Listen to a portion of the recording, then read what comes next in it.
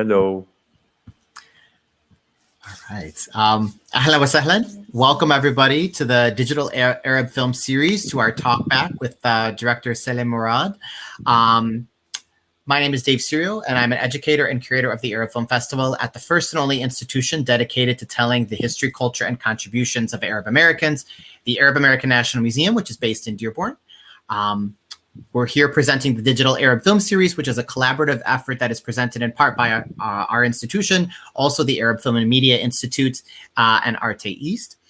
Thanks again so much for joining us for today's Talkback with the brilliant director, Selim Mourad, who is the director of This Little Father Obsession. Just a little bit about the Arab Film Series. So this series grew out of a need to create a safe space for Arab and Arab American filmmakers to share their stories with the world. Also considering everything going on and continuing to go on, we feel that this is the best way to connect communities and individuals together, really through film, art, and dialogue. I'd also like to acknowledge that the Arab American National Museum resides on Anishinaabe land, indigenous people's land, which and also resides within the region of the largest contribution, and resides in the region with the largest concentration of Arab Americans in the entire country. I'd also like to thank again our wonderful partners, Arte East, Arab Film and Media Institute, for making this program possible.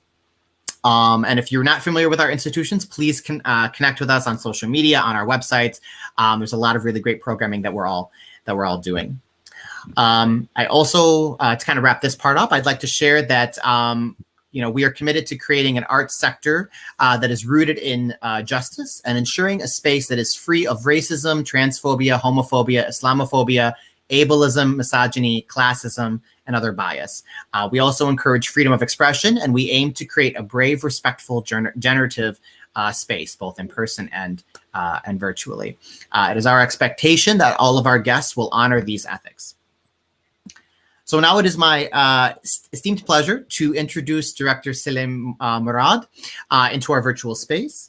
So Selim was born in Beirut in 1987. He did his bachelor's and both master's degrees in directing and film research at IESAV, the University Saint-Joseph in Beirut. His filmography is diverse. He's done short personal documentaries like A Letter to My Sister in 2008, in which he started his exploration of his family dynamics, and A Trip to the Barbershop in 2009. He's also done media-length fictions like The Demolition in 2011 and X, The Conception in 2012, in which he mixes reality and fiction. His first feature documentary, This Little Father Obsession, in 2016, lives a beautiful festival life and deepens the filmmaker's queer gaze on notions of procreation and transmission. And I believe he's going to talk about some of the things that have been happening in the last couple of years and some things that might be coming up. But Selim is currently a film teacher in Beirut and is working on developing his next project. So Selim, thank you so much for joining us, and thank you for making time to speak with us. Hello, Dave, and thank you for hosting me. Thanks for everyone who's watching. I'm glad to be here with you tonight.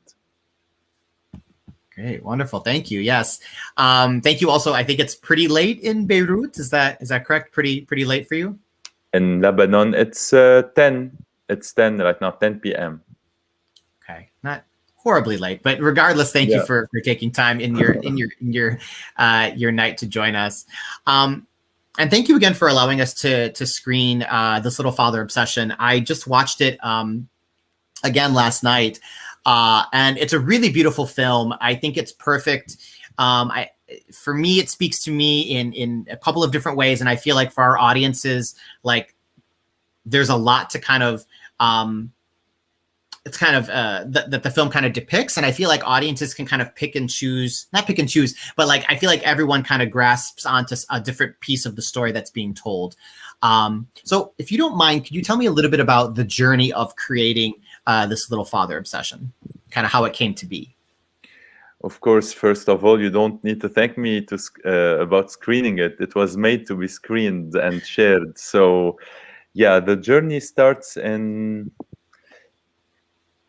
late 2011, early 2012, right after graduating from master's from the filmmaking masters with Extra Conception, there was a call for documentary projects from an initiative called DocMed, Doc for Documentary and Med for Mediterranean, that happened 3 years in a row in the Arab region, and that was brought by the not production house, production association, film association, Beirut, DC. So in 2012, I presented my project, and it was selected among the 10 projects of that year. And we went to Tunis for a first round of sharing, developing, discussing, and then other sessions continued with the producers only.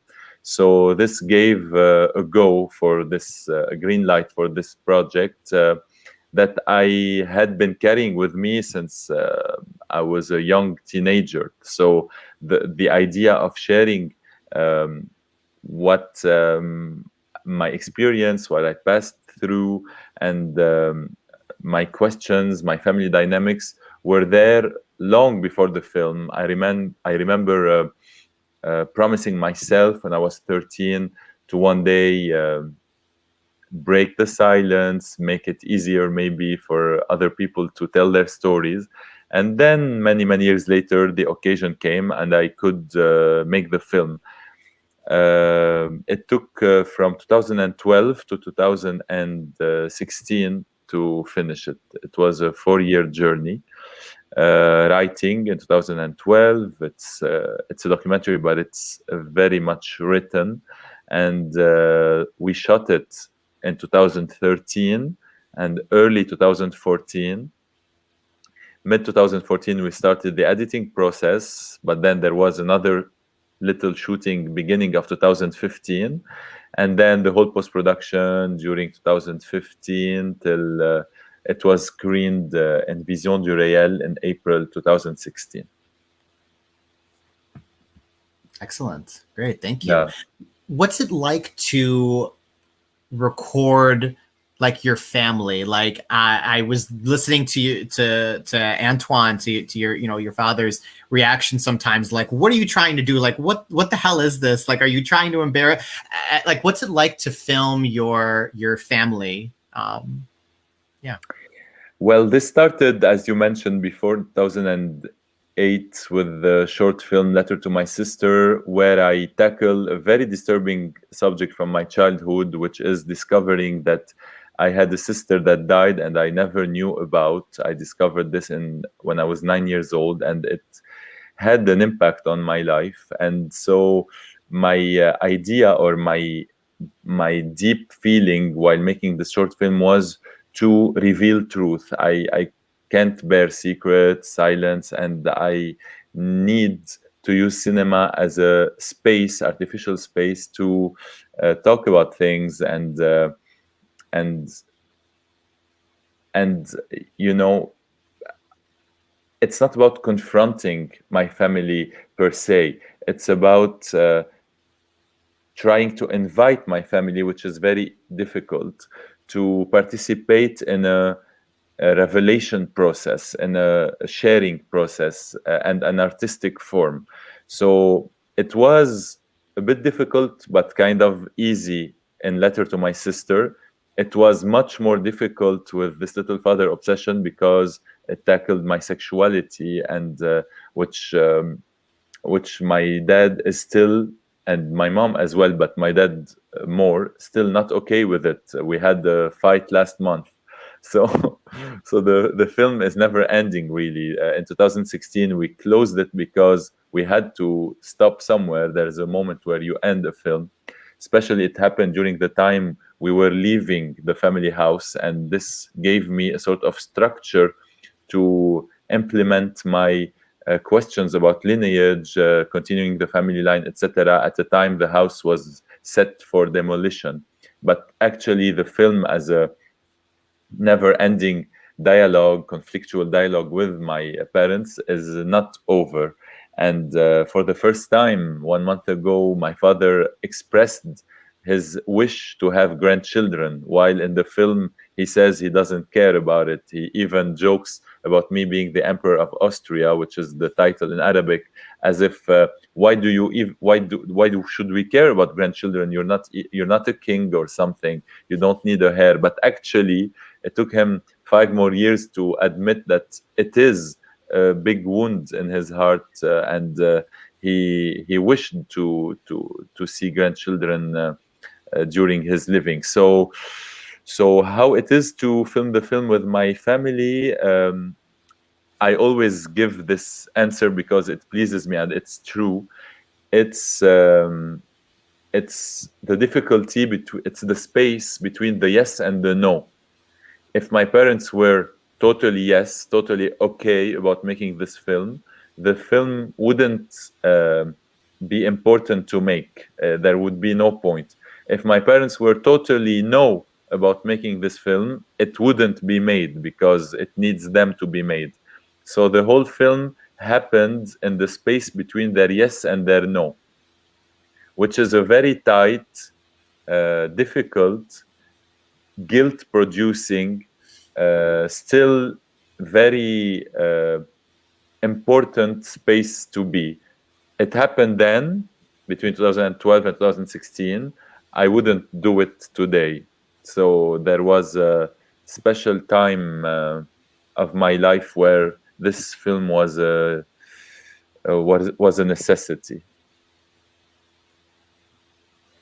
Wonderful. Thank you for sharing that. Yeah, and I think like it's beautifully made, and I love like just the raw reactions from like your family, and like there were a couple of like shocking scenes to me, like I think one of the scenes where you had your parents like posing ready for like a family picture, and then you would come in. So I love just like the rawness of the film, and like just like the emotions that like it stirs. And also like as a queer Lebanese American person, it also like it was so nice and refreshing to see something like this come out, and we're starting to see this more and more. So it's beautiful to see, and the way it was done is just really brilliant.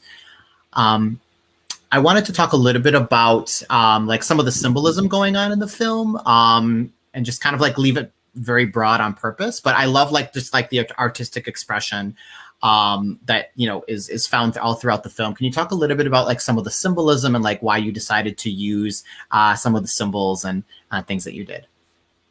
Well, I need you to be a little more precise to help me know which symbols you're talking about. Oh, good question. I guess what keeps coming up to my mind is like the one that sticks to me is like the conversation that you're having with the young the young woman, I think. And I don't know if that, for me, it was representing like, well, I don't want to say what it represents because I'm not the best interpreter of film. So I think like the symbolism of like the young woman that was popping up occasionally, the end especially, like I love the end of the film, like that symbolism at the very end where you're kind of like lying on the table and you have folks walking around you with candles. So those are my two examples but I won't go any further. Yeah. I thought you were talking about the young woman that I was proposing to marry, but I think now you mean the lady that recurrently appears in black and white, which is Carol Aboud, also the producer of the film, along with Jana Wehbe. Carol is a major Lebanese actress and comedian and a very close friend. The film was born through conversations with her. She acted in 4 of my medium length and short films, and then decided to produce the feature documentary. So we would spend hours in her house recording voiceovers, discussing what the film could be. We even joked at some point, but it wasn't really a joke, that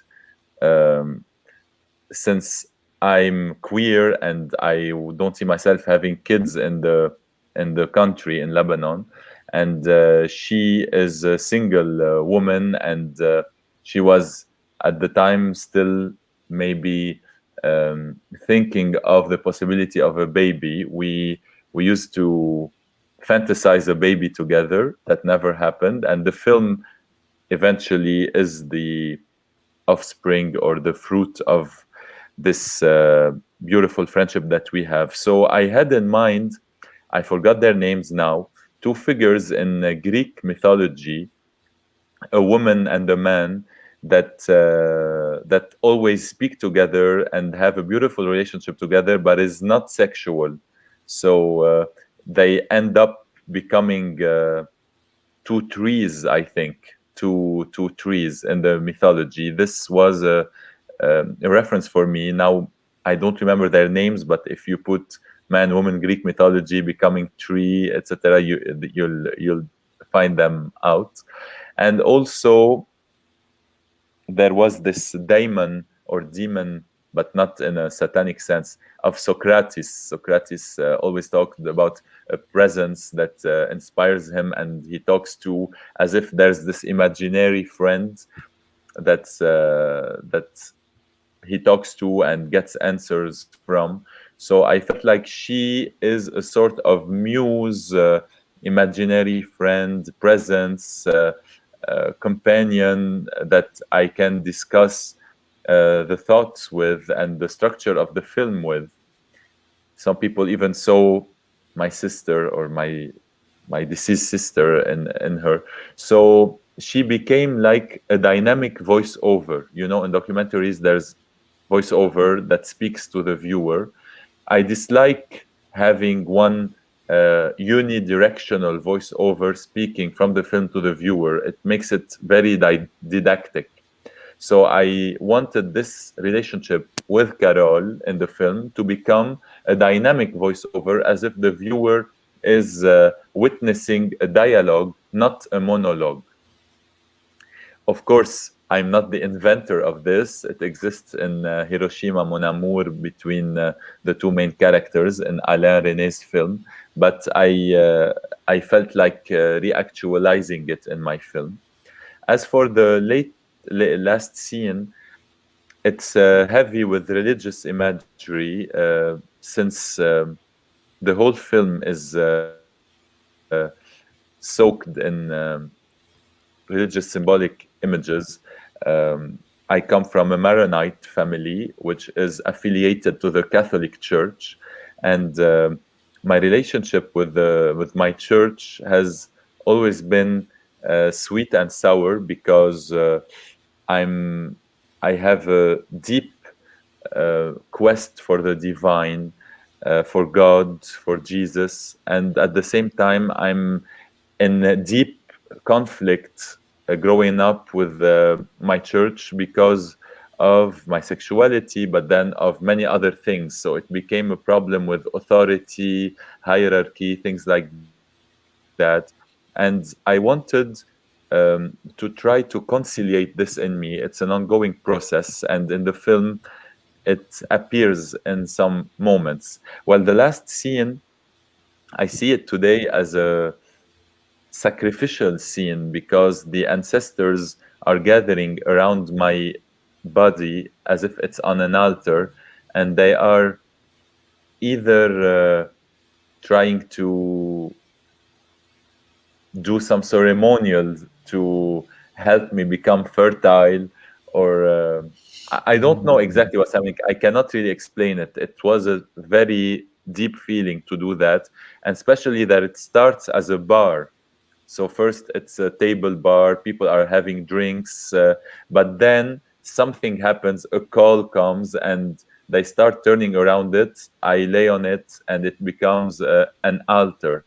What's an altar? You have to go to anthropology and maybe check René Girard's work. Is it a place of offering? Is it a place of sacrifice? Is it a place of connection to the divine, or there is violence happening? I don't really know.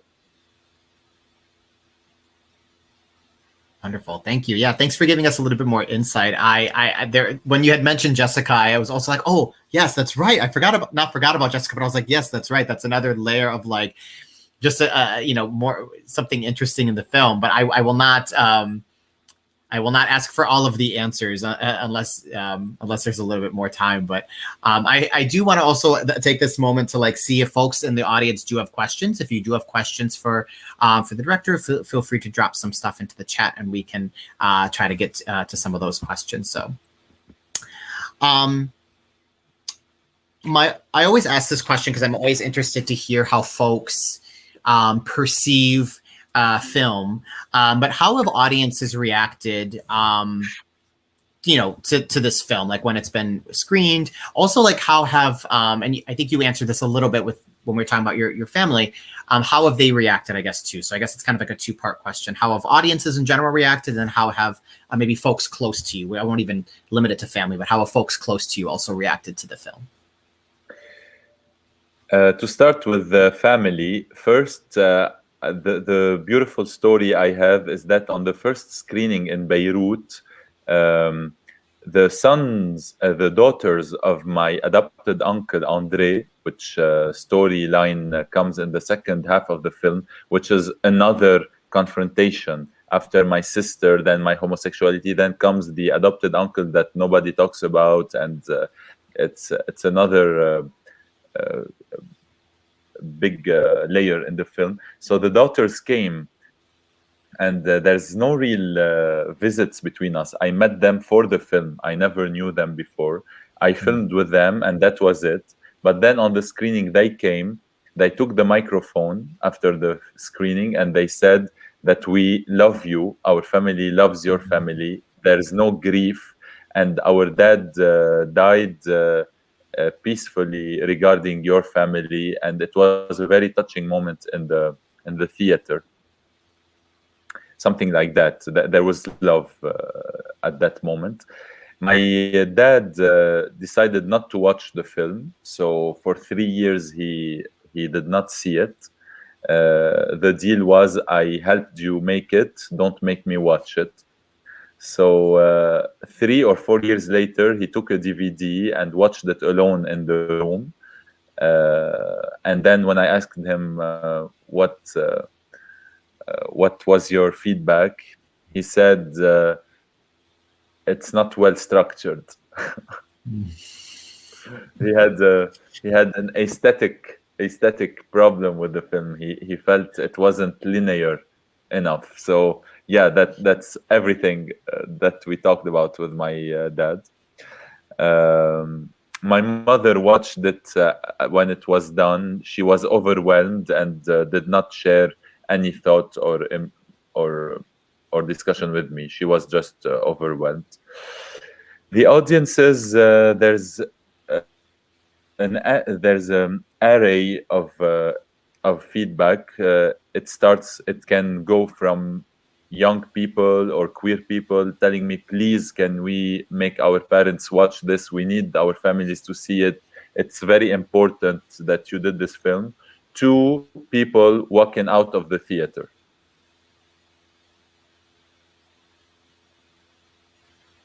Yeah. So everything from the highest of praise, which is, I'm going to throw myself in that category, but like anything from like the highest of praise to the opposite end of the spectrum. Leaving, yeah, to the opposite, yeah. Spectrum. Okay. That's the word I was looking for. Yes. Okay. No, that's interesting to hear. Like, as somebody who curates film, my goal is to just like more. We need more films like this for very obvious reasons. And I love, like you said, it was, it wasn't just a one-dimensional story, right? There were lots of different pieces that came together, but still fit together as like just this like long, complicated, interesting, amazing story. But it is always interesting to hear how folks react, right? You do have like folks on both sides of the spectrum, unfortunately, but yeah, it was very tough to edit. I mean, every documentary filmmaker would say so about his feature documentary, but to try to make all these layers meet, and I even think it wasn't 100% harmonious now. And but I mean, I'm still making films and trying to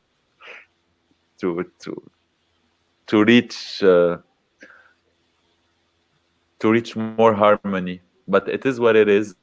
And and I like it the way it is. Yeah, with its beauty and its little flaws, and it has a life of its own.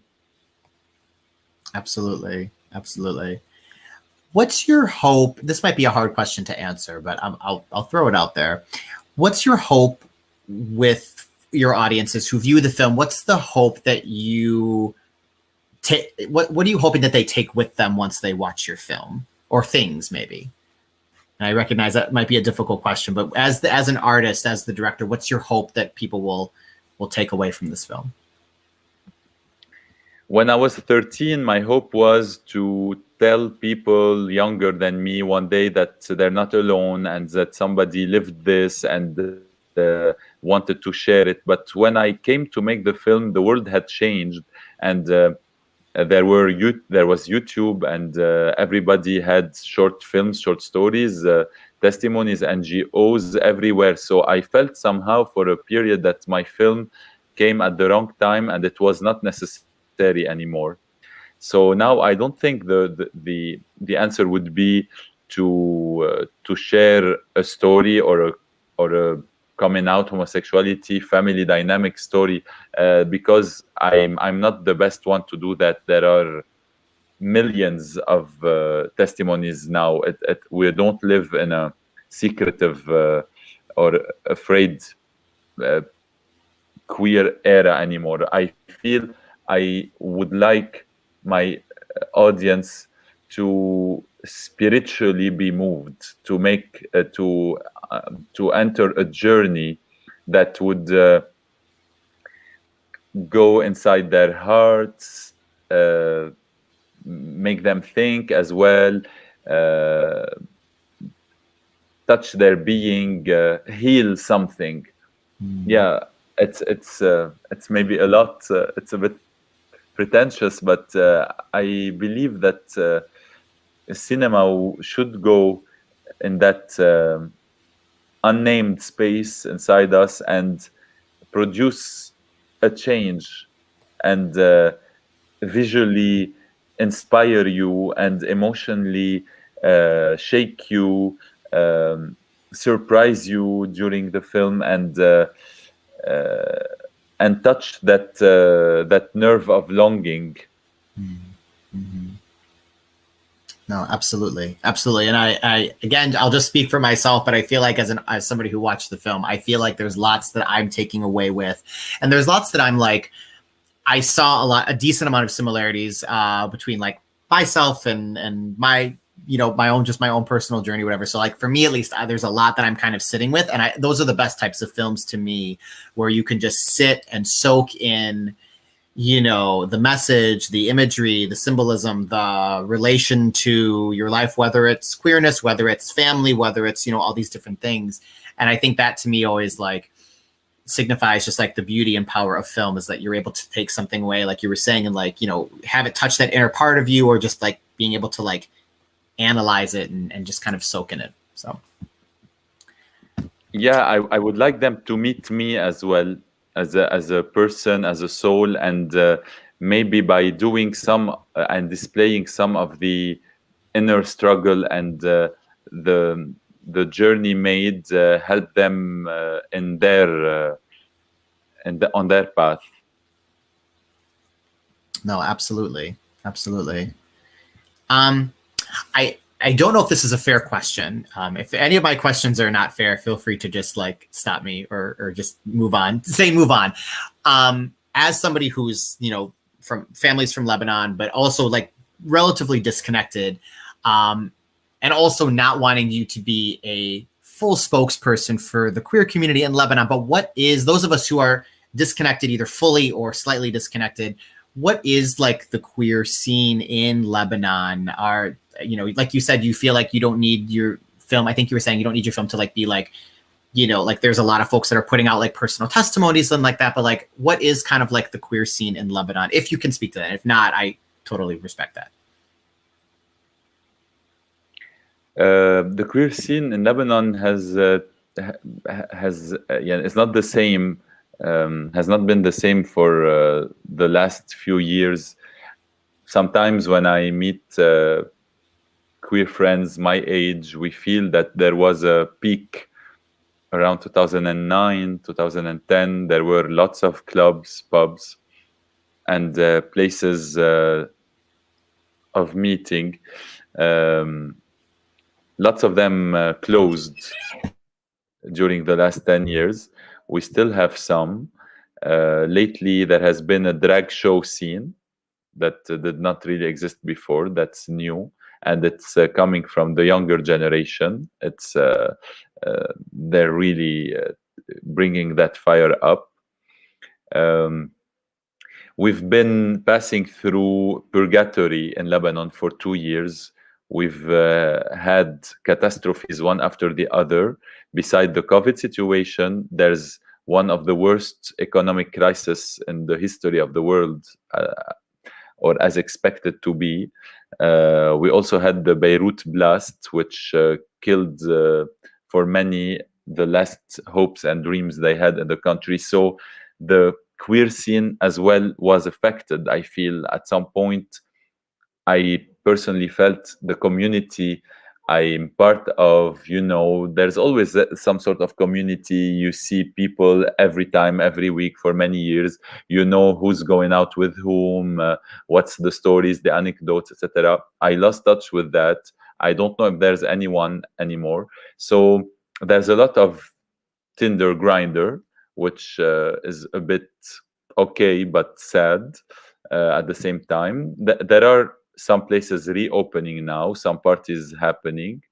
There has been in the last years, and even since the beginning of the 2000s, some NGOs working for the rights and providing help, sexual help, sexual health help for the community. Some also for the refugees. What else to say? In Beirut and some parts of it, there's more acceptance for gays, lesbians. I don't know if it's the same for transgenders because it's always the most difficult for them. But there's really a big part of the country where villages, periphery outside Beirut, where it's still what's the thing? What do they say in the US? Don't tell, don't ask, don't tell. Yeah, I think there's that. I mean, it would be really criticized, and some people could be afraid of consequences. So, and also, I cannot pretend to speak about every part of the country, every village, I don't know. I just realized that things are not necessarily becoming less difficult. The myth of progress is gone for me, so it's not getting easier every year. No, that's fair. And thank you again for even speaking on that. Because again, I know that it is impossible to speak about a specific country or a specific group or a specific, region or whatever to talk about what's going on with queerness and if things are progressing or not progressing. So I appreciate you even giving any life to that question. But I also think you speak really well to the complexity of queerness in a specific region, right? Even we look at the US, for example, and we have, there's a lot of progress being made, but in certain parts of the country, which were very large, there's pieces that are not progressing or even transgressing, going backwards, and also folks who at the museum, for example, we talk to a lot of folks who don't have a lot of exposure to many communities. And there is a major stereotype about being queer in many of the Arab countries. And while there is some truth to that, there's also some other examples that is not the stereotypical response. So I appreciate you speaking speaking about that. I know it's a difficult question, but I appreciate you giving it some life. I don't know why shouldn't I speak about it, but forget about that. No, it's fair. It's a complex question. So I was I didn't want to throw something at you, but I appreciate you. True. Well, I don't. To kind of wrap up, I always kind of end with this question. There's, I think, a question from the public. Oh, is there something? Oh, yeah. Oh, thanks, Serge. Sorry, didn't see that. So there's a question from Mona. Mona. Yes, thank you for your brave film. I loved it. I know you spoke on it a little, but I would like to hear more about how you reconcile your Maronite faith and your sexuality. I hope we can talk about that in 50 years. Well, Mona, it's an ongoing process.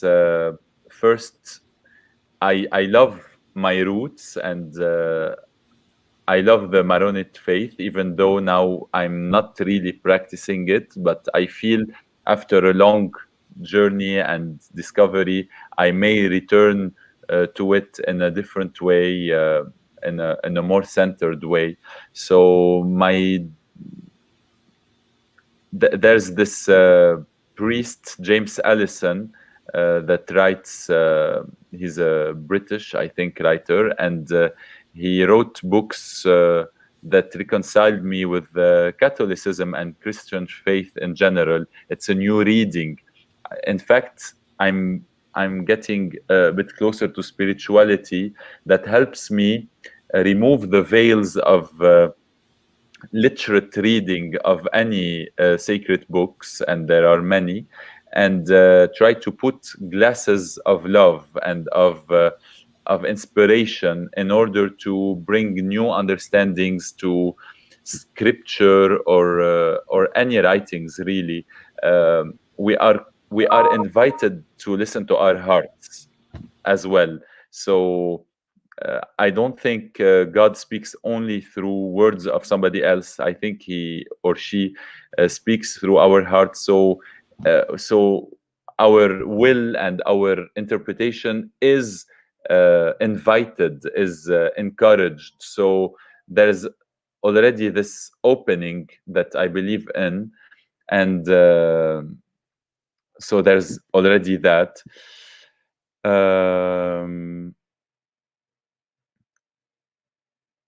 I don't know if I have anything more to say. I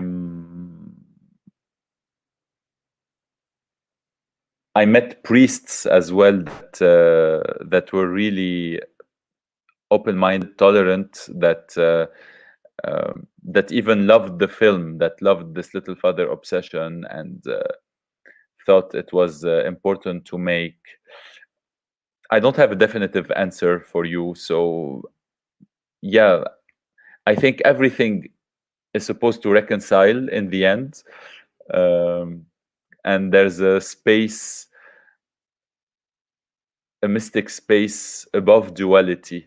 So if on a first level, Maronite faith, on any faith and sexuality seem to contradict, I believe, even though I cannot really know or speak about it because it's unclear to me, there is a space of non-duality above it.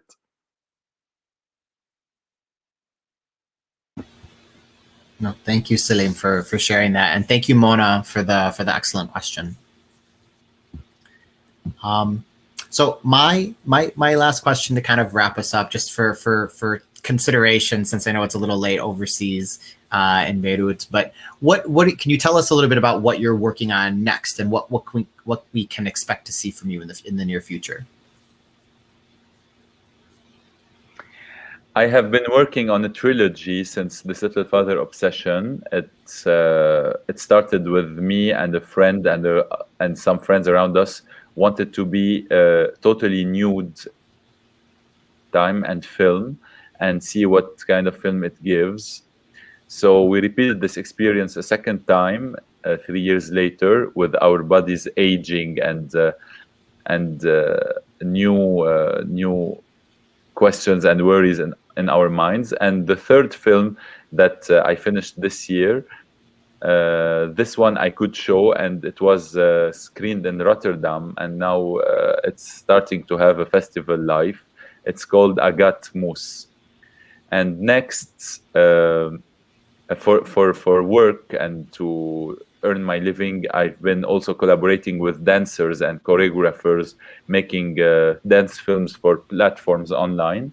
And next, I would be seriously concentrating on writing feature fiction, classical story called North. Very nice. So lots definitely coming up in the near future, lots presently and also coming up in the near future.